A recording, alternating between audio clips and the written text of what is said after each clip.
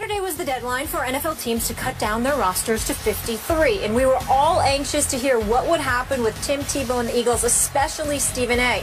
Despite playing fairly well in his final game versus the Jets, completing 11 of 17 passes for 189 yards and 2 TDs, Tebow was released. Skip, is this the end of Tebow's time in the NFL? Stephen A. Smith, that all depends on whether Tim Tebow decides to listen to some in his inner circle who believe he should go and play in Canada. Because it now appears to me that this CFL is his last hurrah. And yet, before I get into the particulars of that, allow me to say I'm so happy now that I don't have to root for Chip Kelly this year. Listen, Chip Kelly, what a snake in the grass he was in the end to Tim Tebow. After all the proclamations about how much he loved Tim and this is his guy and wants him on his football team and the it factor and this and that and blah, blah, blah, blah, blah. What did Chip Kelly do after he surprised many people out there, not just me? I think most people were stunned that he whacked Tim Tebow, cut him, and as Tim is walking out the back door, he kicked him in the behind by signing Stephen Morris off the waiver wire, who had just been cut by the Jacksonville Jaguars, who kept Bortles and Chad Henne, so Stephen Morris couldn't even make that team, and Chip Kelly signed him and kept him on the 53-man roster. Are you kidding me? A second-year guy, undrafted free agent last year, in place of Tim Tebow. Are you kidding me? What an insult that was to Tim Tebow, especially after the way Tebow played, and unfortunately you weren't around then, but his last preseason game, Tim Tebow, he showed out. He was pretty good that game. We read the numbers. And he did, you did. And he got to play in the second quarter, albeit against second-teamers, and the fourth quarter.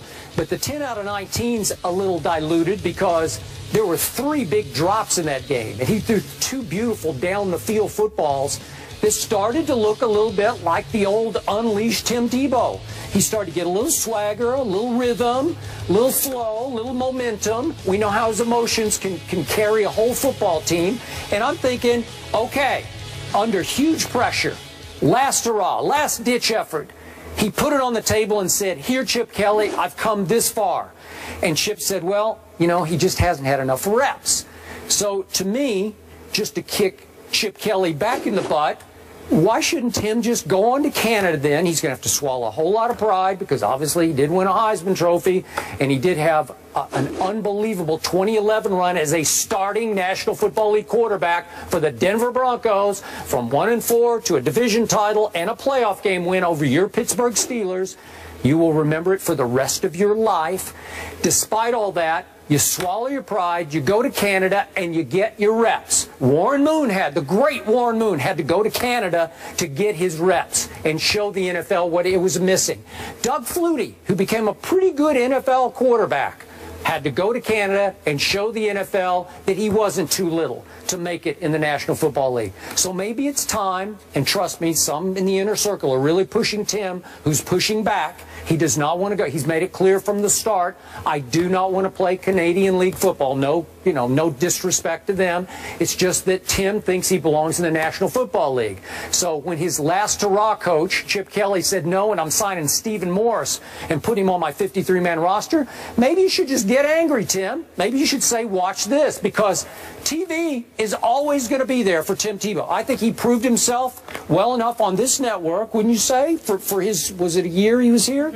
Okay, he can always go back. He just turned 28 years of age, so Tim, just do it. Go to Canada, show them, you get your reps in, Chip Kelly, and then maybe someplace, somewhere, sometime, somebody will say, you know what? I need that on my football team. I need that guy in my locker room. I need him to run certain plays for me. Or I need him to start for me. By the end of the year, I'm sure a lot of people will say, God, our quarterback situation is dreadful. Go to Canada and show them, Tim, because I think that's the last hope. You know, you really crossed the line on this. Chip Kelly. Let me tell you something. What did Chip Kelly do to Sean? What did he do to LaShawn? Let me tell you something right now. Yeah. If I hadn't just gotten off vacation, I'd have walked off the set with that ridiculous drivel you just did. I thought it was that damn diatribe. I'm so disgusted with you right now. You actually put me in a position where I have to defend Chip Kelly. Yes. That's where you put me in. Well, don't. I have to, because that's a bunch of nonsense that just came out of your mouth. What do you mean stabbed him in the back? You're going to defend Chip Kelly? I have to defend Chip Kelly because I'm a fair-minded man. And all the stuff that I feel about Chip Kelly, you had me throw out there. I'm talking, Molly. I gotta get on him right now. I can't believe that you sit up there and you can say that nonsensical stuff you just spewed out of your mouth. Tim Tebow, excuse me, they were raving about him. He improved his mechanics and his throwing motion. Once again, we have further evidence that he's not a quarterback. Why? Because high school quarterbacks don't have people talking about their mechanics and their throwing motion. You know why, Skip Bayless? Because it's assumed that when you play the position, that comes with it. It's the first thing you should have. So the fact that Tim Tebow is going through high school, won 2 national championships in college, went to the pros, won a playoff game, and in 2015, we're still sitting here talking and praising him for his throwing motion and his mechanics. You know what I'm waiting for next? What are we going to praise him for next? The kind of damn cereal he eats for breakfast? I don't want to hear that. The fact of the matter is he looked good in his last preseason game. And you know why it's such a big deal? Because it was a damn aberration. That's why. Because he's Tim Tebow. He can't throw. It's that simple. I like him. He's my friend. Did you watch him in the last game? I want him to come. I want him to come back and work for the SEC with ESPN. I want him to make some money in television. He's a beautiful human being. And if he stays in football, maybe, just maybe, if Tim Tebow wasn't as pig-headed as Skip Bayless, can't deviate, can't move around, can't adjust, can't understand that you can't play quarterback. Maybe you should be a tight end. Maybe you should be a running back. Maybe you should be on special teams. Maybe you should be a third down specialist. Damn it, maybe you should learn to play defense. Just don't throw the football, because that's not what you do, especially when you can't read defenses half the time. That's his problem. But you don't want to go there. Instead, you want to sit there and get on Chip Kelly for backstabbing him? Yeah. Let me tell you something. Not backstabbing. That's the word you used. That's the word you used. I did not use back. I said he kicked him in the butt as he walked out the door. Hold on. That's what he did. Tim's walking out the back door and he kicked him right in the butt. Do we need to rewind the tape? Because I did not use backstab. I don't need to use backstab. That's what I thought I heard. You backstab people you have respect for. Well, listen. Well, you basically feel he didn't have respect, but he once did have respect, which is why you called it backstabbing. Rewind the tape and you remember what you heard. In the end, I have to sit here. You put me in a position where I have to come to Chip I thought it was a beautiful move. This is the lowest. I'm the defense lawyer over here. As low as you have gone. You put me in a position where I have to come to the defense of Chip Kelly. Chip Kelly did nothing wrong here. He gave the guy a chance. He put him out there on the field. He gave him an opportunity to perform. He wasn't up to snuff. He wasn't up to snuff, which is why you are telling him to go to Canada. You want him to leave the country, but Chip Kelly's wrong for wanting him to leave Philadelphia? What are you talking about? What are you talking about? Chip Kelly did nothing wrong. Tim Tebow needed to go, and that is that. Wait, Do you even know who Stephen Morris is? No, I don't. No, you don't. That's it. Bingo. And I just closed the case. That's where I'm going. What does it say to you that some dude off of Jacksonville, who we've never heard of, gets signed immediately when Tim Tebow can't? Does it not tell you? I mean, Bill Belichick has said no, okay? Bill Belichick has said no. John Fox has said no. Now you got this situation where Chip Kelly has said no. Rex Ryan sabotaged the man when he didn't have a quarterback. And he still sabotaged Tebow. When will you learn? When will you learn it is over? It is done. He needs to play another position. John Fox did not say no. He was able to sign Peyton Manning. He said yes to Peyton Manning. Well, excuse me. Well, some people would argue that Tim Tebow has a better QBR rating than even Aaron Rodgers. In the last 5. Oh, stop it. Oh, Do you understand how ridiculous that sounds? No, it's Can I ask a you fact. both a question? Can I ask you both? He's got me defending Chip Kelly. Do you think Chip Kelly had any ulterior motives? Do you think he maybe planned on always releasing Tim? It does not matter. I did not think about it, Molly. I'm not giving it a second thought, because Tim Tebow should be here.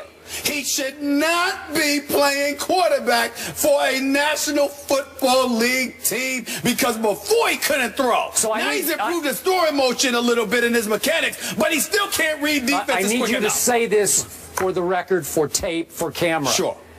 You're saying that it would be a waste of Tim Tebow's time to go play in Canada?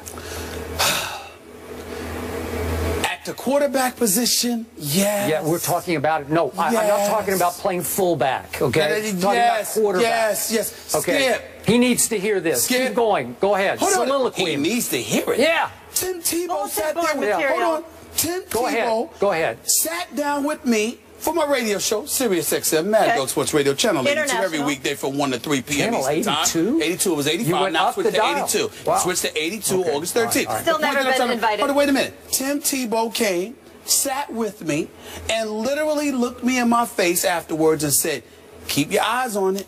I'm telling you, I've improved my throwing. And I said, we'll see, because he appreciates the fact. I love the guy.